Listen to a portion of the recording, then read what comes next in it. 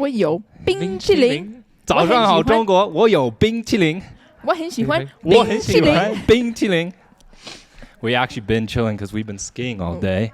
Luckily, it wasn't super cold today. 早上好，中国。今天我有冰淇淋。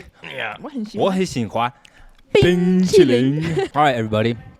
Welcome back to another episode of the Rooftoppod. I'm your host, Jesse, and joining me today is my sister, Rachel, and my brother, Andrew. I feel like I'm on crack today. I don't know why. I have so much energy. That was a good run today. Where are the cookies? There were cookies. Oh, there. It's all you. You are on crack today. Anyways, today we have a special episode where we're going to actually answer some of your guys' questions. So we have a Discord, everybody. Please join our Discord. You can interact with us. You can talk with us. You can have conversations with us, DM us, whatever you want. We'll answer and tell you our deepest and darkest secrets on the Discord. But the other day, we asked you guys for some topics for us to talk about on this podcast. So that is what we're going to start off by doing. All right. Ooh, D. Zhang. I don't know if your name is David Zhang, but I have a friend named David Zhang, and I doubt this is him because he wouldn't be asking these kind of questions. Because these are good questions. Okay. So let's start with the first question that has the most likes so far. Yes. The first question is D. Zhang 211 asks, would be interested in hearing about whether y'all discuss politics with your parents and how y'all reconcile political differences, or whether it even is an issue for y'all. Definitely it's a great an issue. question. A little it is bit an of an issue. It's a big issue. Yeah. But to preface, our parents are conservative Christian people. Mm-hmm. They hold predominantly conservative ideals. Mm-hmm. Mm-hmm. Me, Andrew, and Rachel do not. Mm-hmm. So generally speaking, we differ on a lot of social, political, butt heads a little bit, moral, religious. Basically, we butt heads on everything. And we've had our share of heated arguments with our parents. Oh, yeah. And I'm going to let you guys talk about it for a quick second while I eat this cookie. Honestly, I think this conversation is the only time heated conversations will arise between me, mom, and dad when we talk about social issues. Other than that, everything's pretty pleasant.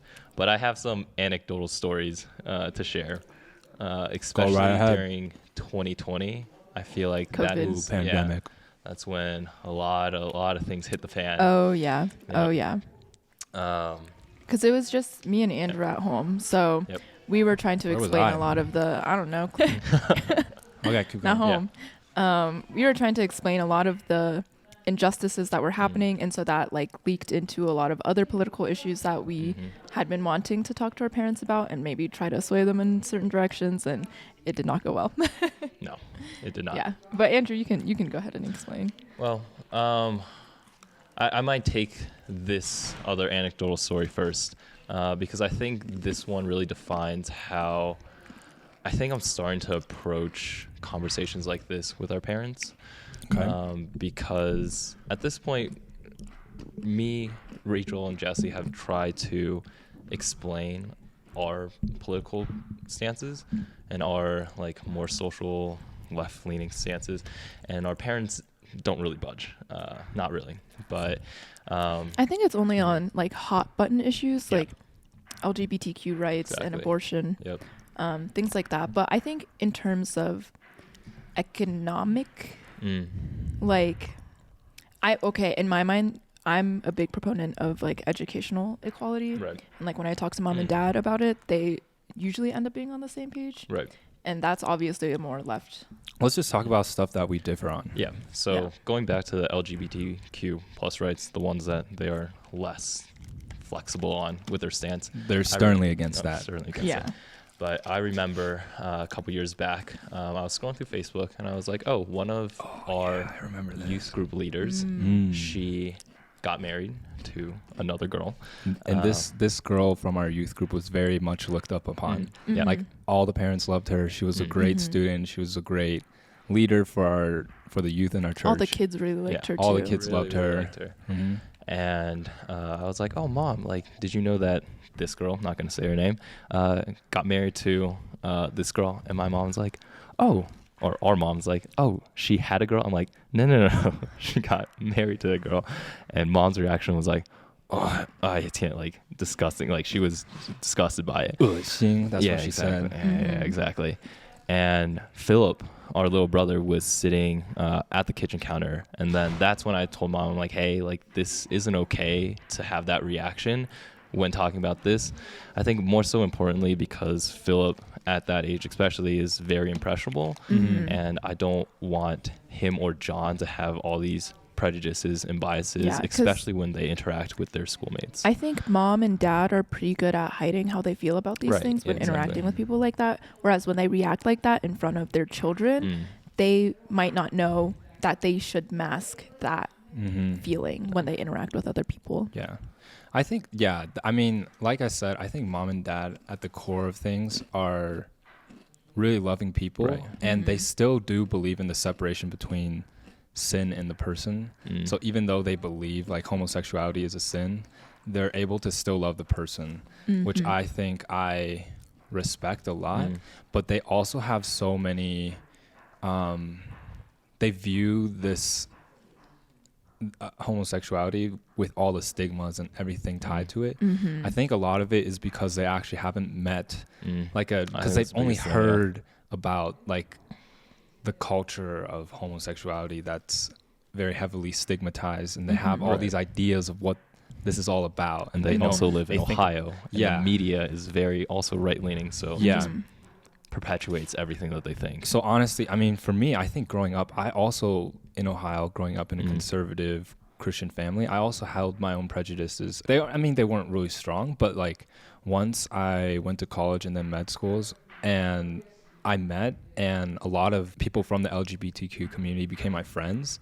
That's when I really understood, like, these are like people with real love. This isn't some, I think, a lot of sinful thing. Yeah. It's like a very genuine love, and I've seen it, and I'm like, oh, this is how like, can you be against this? How can you be against this? And so I think, I don't know if the problem is that, because when you grow older, your brain is less plastic. Like you're less likely to accept and adapt to new cultural and societal norms. That's just part of your brain. It just doesn't change a lot of its ways of thinkings anymore. So I wonder if it's because of that Mom and Dad probably won't ever change their stance on this, or because they haven't actually met someone or seen like real love that is homosexual. Yeah, and it's just tough now because of the environments that they're surrounded by. That's why we need to get them out of Ohio. I know. We gotta move them out. I think I've talked to Andrew about this, where like we feel like the only way that can change their stance on this is if one of us children comes out. And I remember I was on the car with Dad once. I'll do it. I volunteer. I was on the car with Dad once, and this was back when I thought that Andrew was gay. Okay. Oh, they did not like that first episode. Oh yeah. No, that discussion. Yeah, no, I can imagine. Oh, they can definitely hear us. Oh, our parents are like kind of our audience right now. In the proximity. I mean, they're gonna hear this when it comes out. Yeah. So. But I was on the car with Dad, and I was like, "What would you do if one of your children came out as gay?" And his first reaction was, "Pray for them, send them to conversion therapy." Really? Oh, no. Yeah. I knew that, but this was a while back, though. That's this was a real like back thing. In conversion therapy. Yeah. What do like they do in electric conversion? shock. It's like, it's wild. Oh my god. Yeah. Oh, like they like Pavlov's, but with negative conditioning. Yeah, exactly. Oh my goodness. Yeah.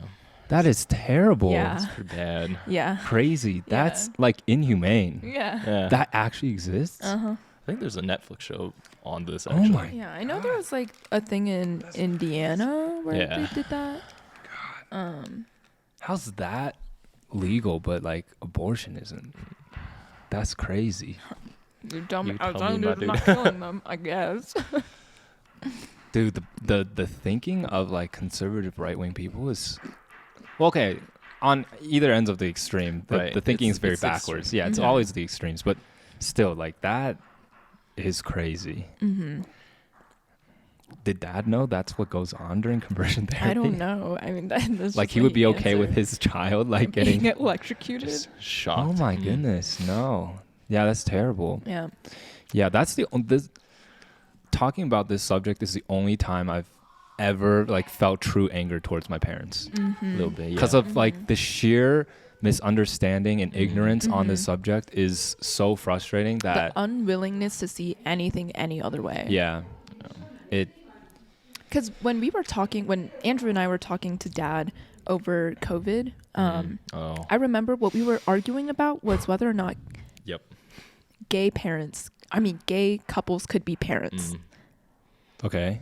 And like, it was so frustrating because I Who's have against that. I have kids. I don't have kids.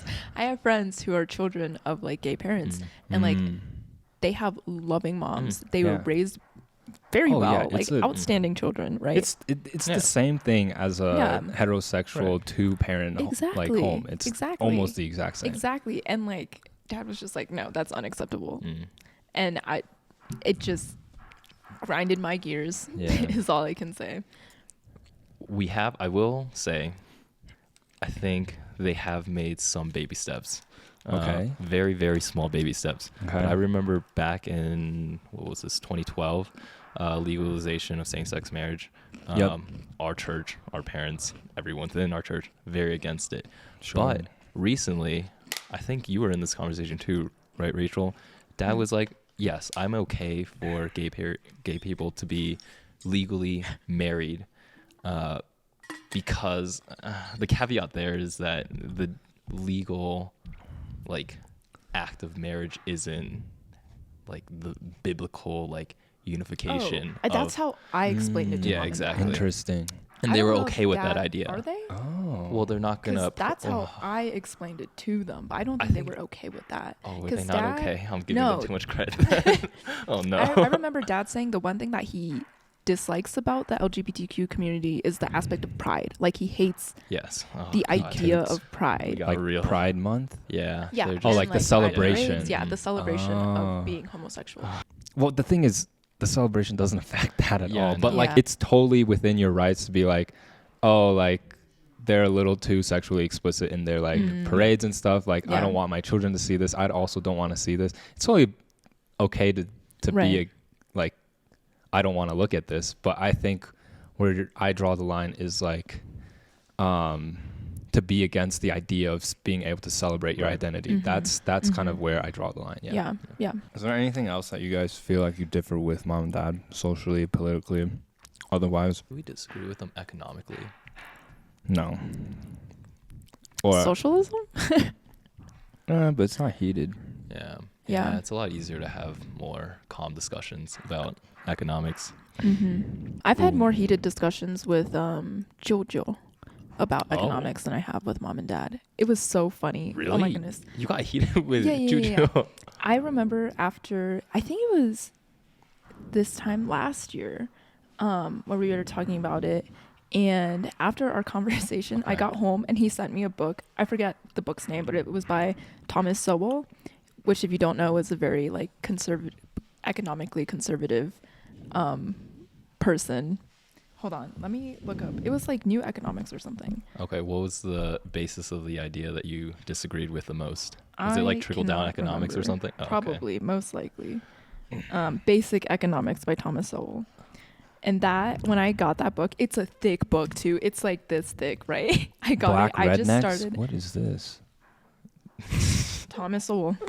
Thomas Sowell. Anyways, I remember when I received that book, I just started laughing. I was like, no way. Wait, Did you read as it? in like No. Juju gave Oh. this book to Yeah. you? Yeah. Oh. Like he sent it to Oh. her house. I was like, this is so funny. Yeah, we have Um, also a very socially conservative, Socially and Conservative. economically. very 'Cause conservative I think- Extended uncle. family, yeah. Jojo is like very much so. They left China because China is communist. Like because of the communism in China. Yeah. Yeah, Communist Party. Yeah, So you disagree so far with the left, you go all the way to the right. that makes essentially- sense. Yeah. I feel like that's part of human nature. Yeah. Mhm. Yeah.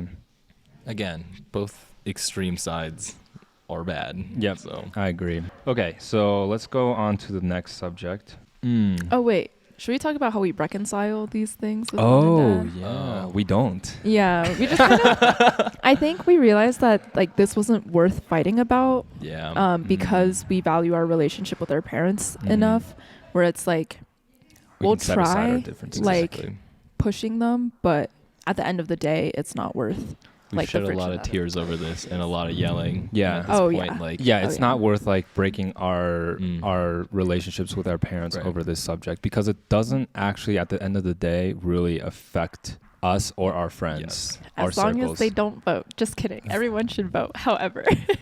Well, yeah, I guess Yeah. the voting aspect is something. I mean, we try to convince. I them mean, every- hey, it's their right to time. vote, so they Right. get their choice. That's true. But I guess I wanted to bring up this one last story just because I was worried about when I was moving into my house. One of the people that was going to be the person that is my roommate right now, he's gay, and I didn't know if I should bring that up to my parents before moving in with him.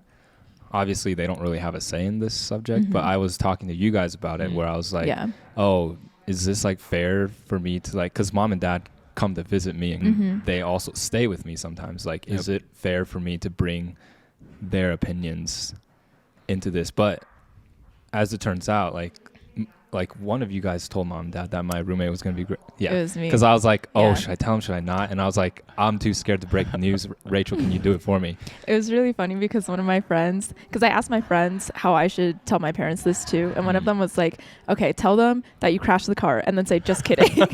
Jesse's roommate is gay. Don't be weird. But yeah, so when my parents were helping me move into my new house, when they Yes. met my roommate, they were like super kind to him, and they were like very, they treated him very well, and like, they like, even knowing that he was gay, they didn't treat him any differently from any. My dad was like cracking jokes with him, and like, his partner's parents were the ones who helped him move in. Like his boyfriend's parents helped him move in. That's and really my nice. my dad was like super nice and like was just like hanging out with them like normal. So at the end of the day, even though those are their opinions, I really respect mom and dad for not letting their opinions bleed into how they treat other people. Yeah. Like, they're still super kind, loving people, and I really respect that. So even though they view homosexuality as a sin, I don't think that it really, at the end of the day, I know it's going to be next to impossible for us to change their mind. Yeah. And it's not worth sacrificing our relationship with them in order to change their mind. So knowing that they are still kind, loving people kind of, I don't know, gives me hope that something might happen down the line. Who knows? Yeah. Anyways, We can hope. good point. We definitely need to talk about the reconciliation part. Let's answer this question from... So VR Lime says, curious if you guys have any stories/reflections on visiting China and relatives, and wondering if you ever felt like a stranger to your own heritage and family. I feel like we kind of talked about this in Yeah. our Yeah. second episode. For sure, we've definitely all felt this sense of alienation, even amongst our own family, because we grew up in such a different context than they did. Yeah. And They speak a different they also dialect, speak yeah. a different dialect that we aren't familiar with or aren't super fluent in, or we don't know it at all, really. At all. I know like 3 phrases.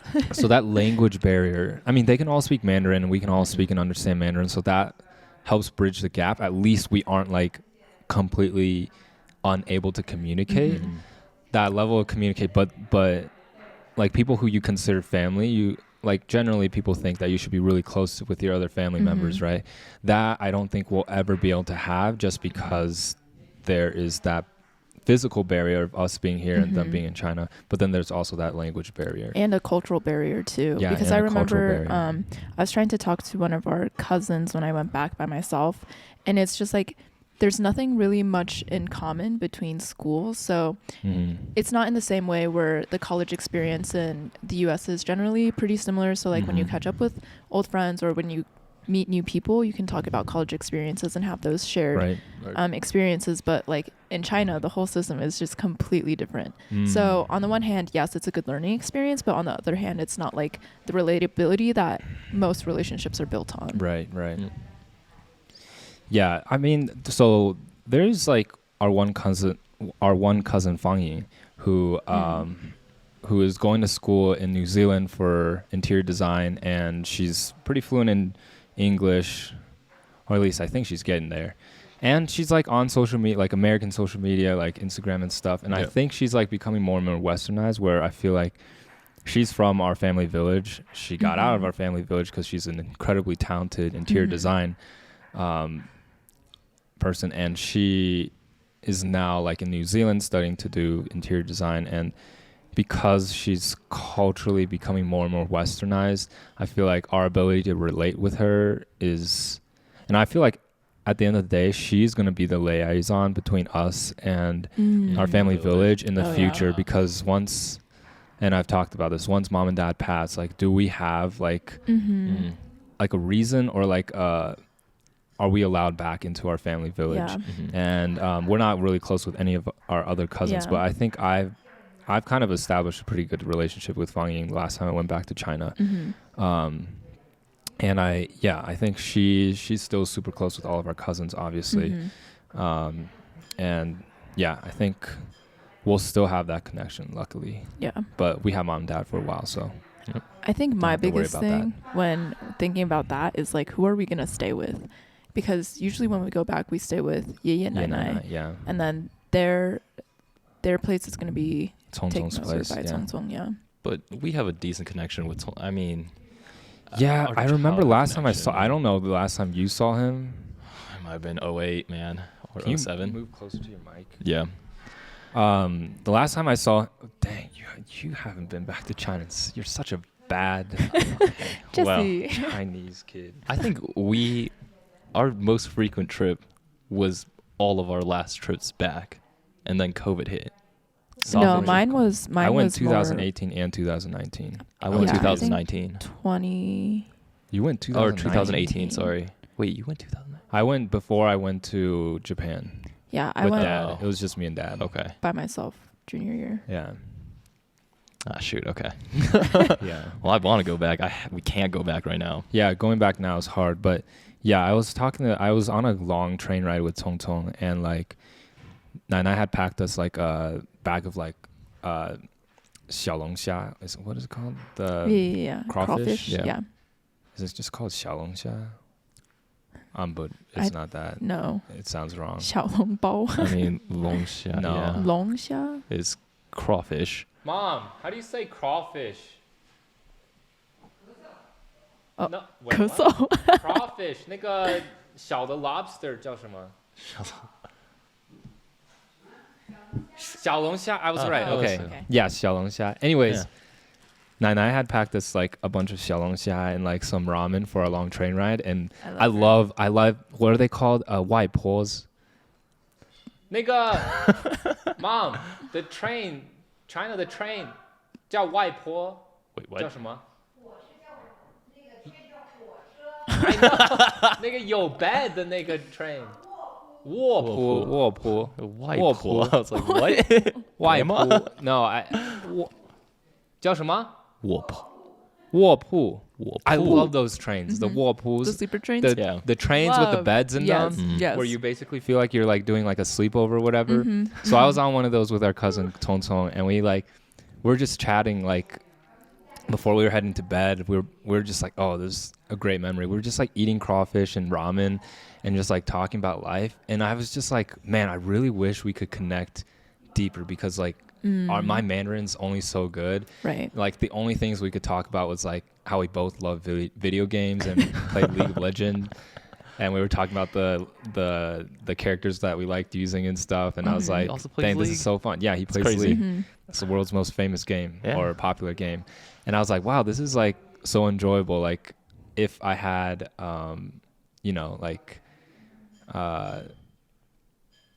like better Chinese skills, or if my Chinese were better, I feel like I'd be able to really like deepen that relationship. But that opportunity wasn't really there. Yeah. And I felt bad for all of us. Oh yeah. Yeah, she felt so bad. I was dying. Oh, you were dying. I was real dying. bad. I thought I saw Jesus. It's because you ate the most of that food. Yeah, it was so good. It was so good. Oh, I remember. Like, who was it? Was it Xiao Gufu who like brought the geese in the Yeah. Yeah. and he literally took the geese by the neck, took a knife, while the geese was alive, trying to escape for its life, took the knife, boom, lopped off its head. It's the most stone cold thing I've ever seen in my life. And I recorded it and sent it to my high school friends. But hey, I think if you're eating meat, if you're not comfortable with seeing animals dying, like you shouldn't be eating meat. That's like why if I that don't eat if meat. that makes you uncomfortable, like if you're not willing to face the reality of what you're eating, don't eat meat then. Unless you like this is what happens, but on a mass scale, and these animals are treated way worse than my like xiaogufu took really good care of these geese. They had a little farm and they lived a great life. Fed them well. Once you feed them well, you get fed well. So like these animals lived a great life before they live very ethically. Were eaten by us. But like in America, like what's it called? Mass farming? Not mass farming. Whatever. Our farming practices here are not good. And a lot of animal cruelty. A lot of animal cruelty. And like if you're not willing to like so the thing is like I watch these documentaries and I'm like, and you feel nothing. I don't really feel that much, honestly. Man. I only feel ways towards certain animals. Yeah, which is why I try to only eat chicken. Like so cute. Like baby chickens, that's I think you know what those they are do? really cute. Once but they I don't come eat out, baby chickens. Exactly. The chicken sexers from Minari, they throw all the male ones immediately. Just meat. They don't even let them grow. Wait, what? Just immediately. Baby chickens? No one eats baby chickens. No, that's I see. It's like how it's made. The chicken nugget episode. They sex the chickens, throw the male chickens. They make chicken nuggets out of baby chickens. Baby male chicken. Oh no. Yeah, that's right. You want to reconsider what you just said? I'm gonna watch that clip a couple times to see if I feel anything, and then I'll reconsider. They don't show anything graphic. It's just them throwing them down like the shredder. Are you sure? I'm like 90% sure. They immediately just blend them up? Yeah. No, that's not true. They have to deep feather them. Have to, Oh, also one of the craziest things that they do in the village, which I defeathering. found it pretty interesting. I mean, the defeathering thing is after the animal's dead, but what they do is they cut off the head of the chicken, and then they put the chicken in a bucket with a brick on top, because headless chickens are still alive for like run around, for like a long time. I didn't know this. Headless chickens can live for like up to an hour. And I remember there's a world record. I'm going to look this up. There's a world record where a headless chicken lived for like weeks. And they would just like feed water down its like trachea, down its esophagus. This headless chicken. Is that like cruelty? Oh, absolutely. Okay, so the thing is, your brain Where's is what brain? processes pain. Hold up. That's if true. you don't have a brain, I don't think you can process that pain. Mike the headless chicken lived for 18 months after it had its head cut off. How long do chickens usually live? 19 Dude, months. look. No, I don't like that. This chicken lived for 18 months. Yo, that's freaky. That's crazy. I'm going to throw an image up. That's nuts. Look, they were literally feeding it down its like esophagus. That is true. If you That's don't have a crazy. brain. Oh, wait, hold up. A little dropper of water down its How does the chicken move? Does the brain okay, control? so there's a lot of that's really weird, because a lot of your basic functions like walking, the drive to eat is like within your hypothalamus and your midbrain. If you don't have that, I don't know what's driving. Which is that's an interesting scientific question. I'd have to read more into it, but there must be some like peripheral motor skills that are pre-programmed that doesn't require the brain in chickens. So are they but really I don't know. alive? Oh, that's a deeper philosophical, philosophical question. I took a fascinating class in college called neurophilosophy. Amazing. Super interesting questions. We can talk about that some other time. Like pondering the questions of consciousness and like whether or not never mind. We can talk about that later. Let's get back to eating meat. Yes. And the fact that Rachel doesn't eat meat because she's a vegetarian. Yeah. And how that is a big hassle to a Chinese household. I guess that also, I mean, specifically with the village, like our bodies just are not conditioned to eat the meat that they have there. Like, I guess our immune system is just super weak. Or I guess, okay, when I go back to China, I feel like a physical, like bodily alienation too, because I'm allergic to the mosquitoes there. And like the mosquitoes, when the when they bite the little kids, it's just like a little brown dot at the end of the day, and it doesn't even itch for them. I go back, I get bitten, like my whole face was swollen. I remember like, you you FaceTime couldn't me even open your and eyes. your eyelids were sealed shut. I was Yeah. like, what the happened to you, Rachel? So like I have a horrible allergic reaction thought to you the got into a mosquitoes fight. there, and With the yeah. mosquitoes. yeah, we were like hashing it out. And it's also, I guess that's like kind of similar with you guys eating the meat there and then having No, that's food that, poisoning. some trichomonas or some. Really? Yeah, there's definitely. I mean, it something. didn't happen to anyone else. That's Or what E. I'm coli. saying. But it was probably in there, but they probably needed a lot more of the bacteria to fight it off. They probably already have antibodies against it. I Yeah. don't know if you can develop immunity against those kind of bugs though, like bacteria. So yeah, what I was saying, like Yeah, because it was we're only me and you. physically just different, like built different from Yeah. them too, which gives another sense of alienation. And then with me not being able to eat meat, Interesting. meat is like one of the ways that people in Chinese culture like to like share their food, like their best, like giving their best to guests. And the fact that I didn't eat meat, I remember when I went back, it stressed the heck out of my aunt. Yeah. She was like, what do I feed you? Like, Yeah. you're not eating enough. You're not getting enough nutrients. Like they don't know how to show hospitality if Yeah. they can't serve you meat, basically. Yeah. And like, I was already incredibly grateful for like being able to live with her that summer. I was like, don't worry about it. But it didn't help the fact that she just felt incredibly stressed. Yeah. And so at the end of the day, You couldn't even just make an exception and be like, okay, I'll eat meat here just because I want to I make think your body would reject meat at this point. yeah, it just icks me out. Like, I think I would physically reject it too. Yeah. Like if you You're a guys bad couldn't family even. member. I'm just kidding. No, because I've thought about it, and since part of my reasoning for being vegetarian is because of the ethical reasons, and like that's not an issue in China in the village because they raise like I Ethically see sourced animals. Yeah. I see the way that Yeye and Nai treat their chickens, and like it's good. Like they live good lives. Yep. So that's not so much of an issue as much as like I'm just scared that I would react the same way that you two did. Okay. Yeah, that's fair.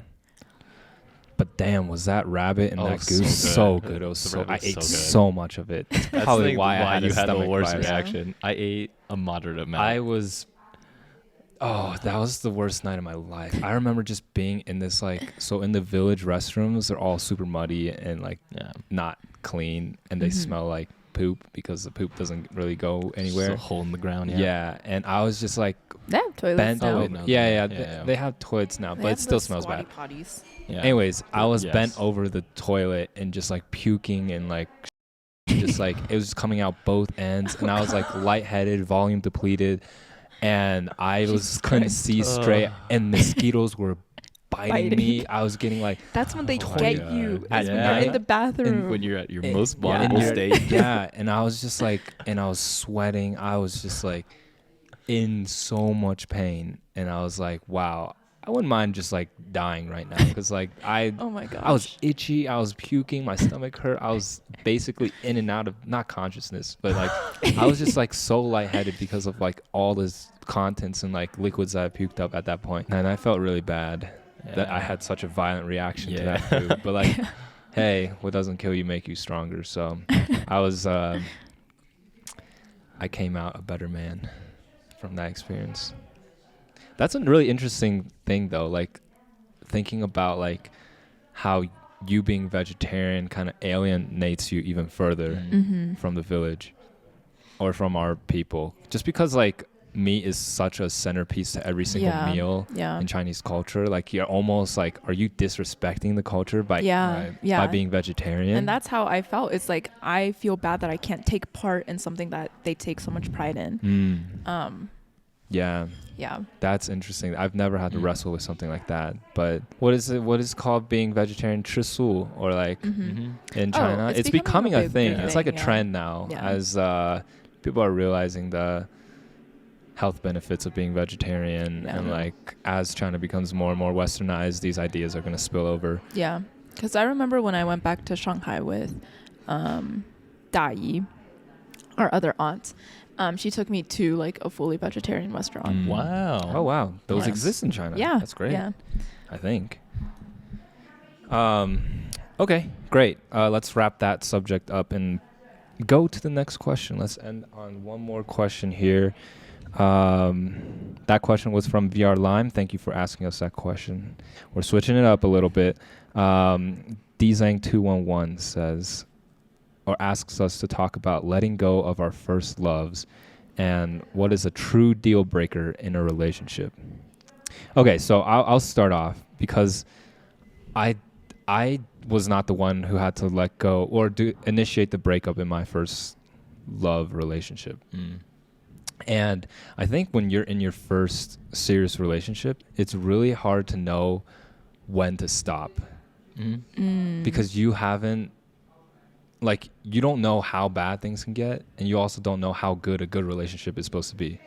So you have no idea. Like, I remember, in my first relationship, I was like, I don't know if this is like, I still like her, I still love her, but I don't know if this is it. Like, but when will I know this is it? Like, I have no frame of reference for my first love.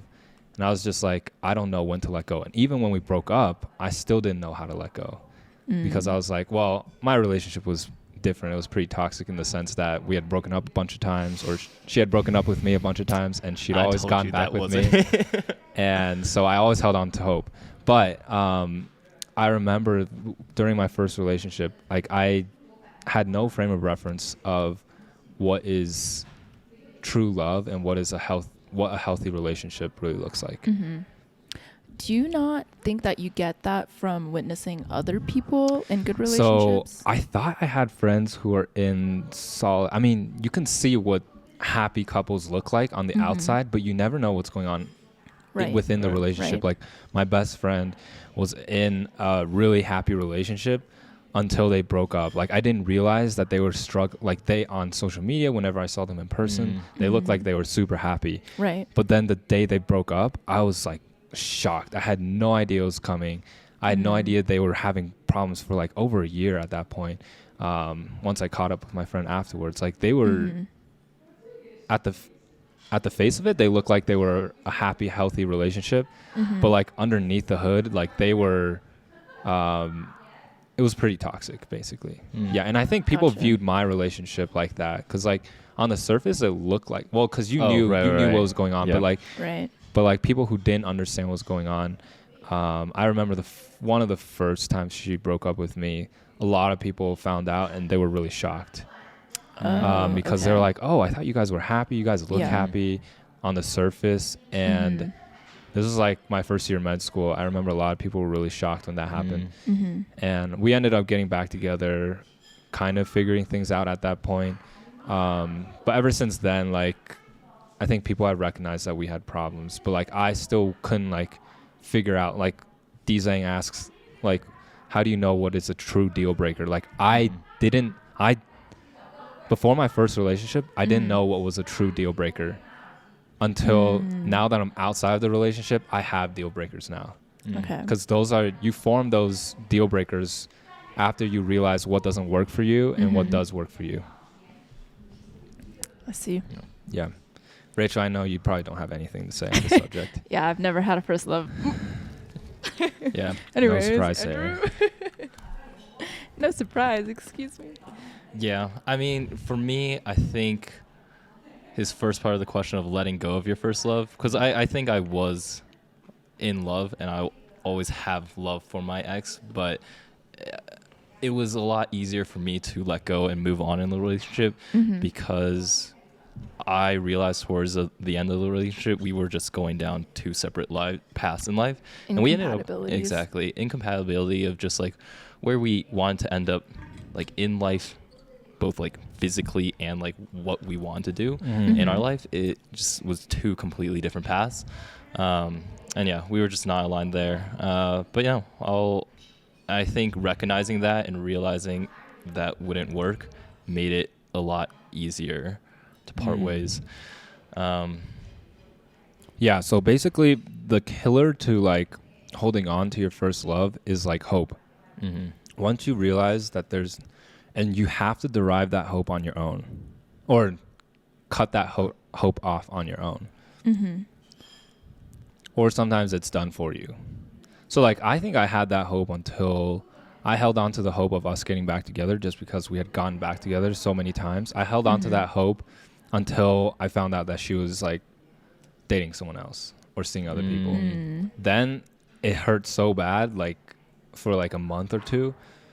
And after that, like the Band-Aid got ripped off and I was like completely fine. After I realized there was nothing to go back to, I was finally able to process like how that relationship wasn't good for me, why we weren't compatible, why things didn't work out. When I truly processed all those things, I was like, oh, wow, I'm happy I'm out of that relationship. I'm glad that I have hope to be with someone better at this point. Better for me. Yeah. Not necessarily like, yeah. So these are your, I feel like Rachel's, I don't know if Rachel will ever be like in love. Dang. I saw this TikTok. You just don't seem like a today. person. I couldn't see you in love with someone. And if you were, Honestly, you I wouldn't tell couldn't anyone. either. You would like never admit Yeah. that I you were don't in know. love. Yeah. No, that's right.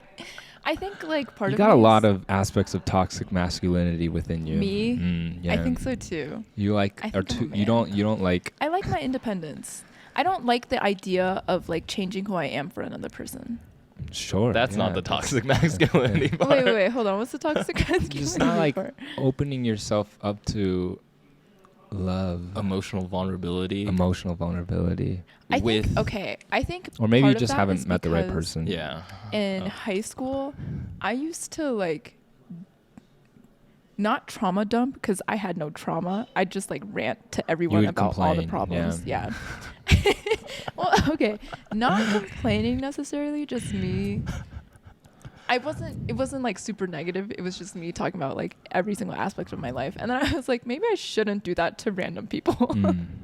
And so now I'm a lot more guarded. I also like, maybe this is a little bit toxic, but I like maintaining more of like a mysterious exterior. And like, it's like, Yeah, that I will give you morsels if I think you deserve it. Of like who I am as a person. I don't like sharing too much of who I am with like just random people. So like okay. I will only reveal how I truly feel to like close friends, and even then it's like a little uncomfortable for me to talk about my feelings. I don't know why. I feel very comfortable being an open book. Yeah, same. I'll tell you everything that goes through my head. Yeah. Well, I think it's because I overthink everything, so I feel like me explaining things to like explaining how I feel to other people will annoy them because I'm so indecisive in a lot of Yeah, it is how I kind of feel. annoying. Yeah. Exactly. And like I've like talked to Andrew about things, and I'm sure you've picked up on how indecisive You are so indecisive. Yeah. Your indecision Yeah. frustrates me like Insane. none other. But I hate indecision. Indecision. it's okay. Like your recent indecisiveness is due to a lack of knowing yourself. Decisiveness. Yeah. And as you continue to gain more experience, I think you're gonna make more decisive Yeah. decisions. I think That's fair. I think we were all there at one Yeah, point where we exactly. were relatively indecisive. Yeah, your indecision's definitely rooted in your lack of self-understanding. I'll And take that's that, yeah. that's fine at your age. Like you're only 20 years old. Like you don't have to fully know who you are at this age. And I'm talking about your like emotional, like, what you want out of relationship and partners. Like if you have no experience in that, you're not gonna Yeah. know No, yourself. but she's indecisive about everything. Okay. I Life am trajectory, indecisive. career, I was path. trying to get whoa, for something. career is much different Food, now. I like- have more. Okay, well, It's just like anything. Whoa, It's your whoa. indecision spills into everything. But once you become more grounded in Okay. who you are, I feel Hold like on. Hold you on. would- Let me explain this. sorry, I'm just really frustrated by this whole aspect of who you are. Ouch. And in the next segment, we're Dude, going to talk about The aspects of each other that we hate the most.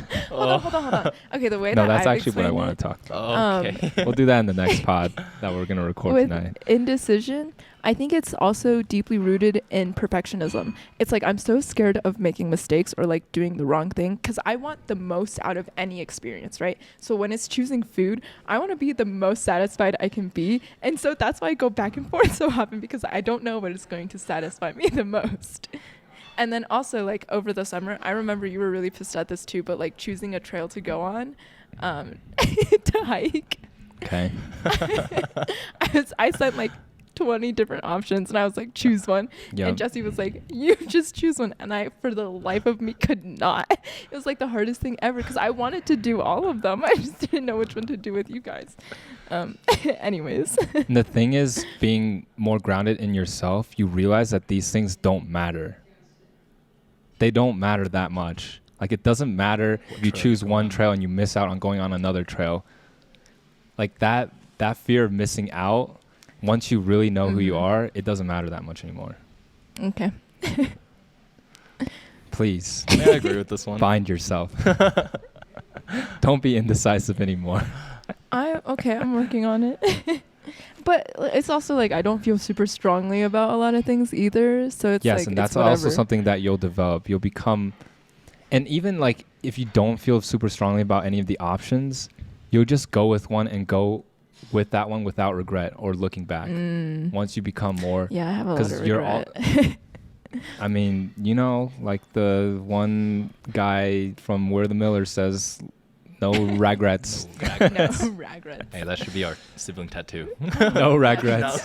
Oh my god, we're gonna get a Brooklyn. Yeah, so hey, we're trying to get matching sibling Ooh. tattoos. If you guys have an idea of what our matching sibling tattoos can be, you can get it with us. You if we like your idea. ideas and you can design it. If anyone listening to this is a talented tattoo artist or artist in general, Yeah. send us some inspiration because Yeah. we're trying to get this tattoo. I have a Pinterest board. I've laid out my ideas. I don't know if y'all too are big fans of what I've. Yeah, it has to be said. something that all three of us agree on, and that's gonna be hard because our tastes are all slightly different. And like it doesn't So necessarily have incorporating to all three be of our, matching tattoos, just similarly themed tattoos. like yeah, That can be in our own style. sure. Yeah, I like that idea actually. It's like bridesmaid dresses. Sure. We'll end That's on that it. analogy. Anyways, we're gonna wrap up this episode. It has been a full. What is that time? Oh yeah. Okay. This has been another episode of the Rooftop Pod. I hope you guys enjoyed that, and I hope that our answers to some of your questions were satisfactory. If they were, please leave us a 5-star review, and we'll try to answer more of your questions in the future. Again, we have a Discord chat now, so please join that chat, ask us questions. We try to be on it as frequently as we can. Love to talk to you guys there. Anyways, I'm your host, Jesse, signing out, and signing out with me is my sister, Rachel. and my brother, Andrew. Peace out. Peace.